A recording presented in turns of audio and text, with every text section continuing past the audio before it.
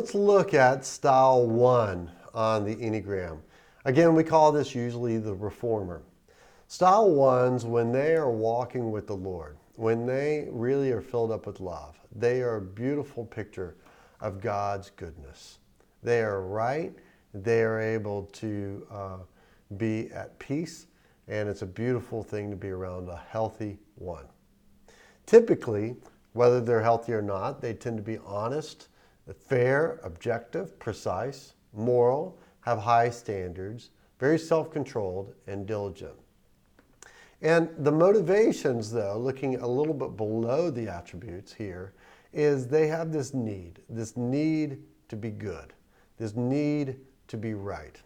And they kind of fear the opposite. They fear being bad or wrong, or as they were ever unredeemable, which of course they're not, but it's a rational fear.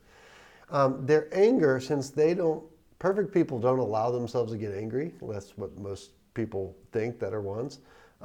They swallow a lot of the anger, and it still comes out as irritability or as resentfulness. So, it still shows, people know it's nonverbal. They're handling things well, verbally on the outside, but it's pretty obvious a lot of times when they are even a little bit angry, they'll show it. So they can quickly become perfectionistic.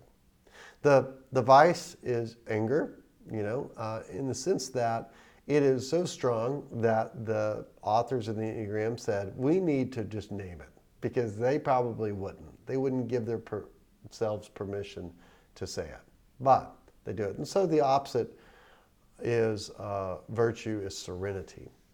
It reminds me of Atticus Finch in To Kill a Mockingbird. I don't know if you've ever read the book or seen the movie. Here's a clip from the movie. Gregory Peck did a fantastic job.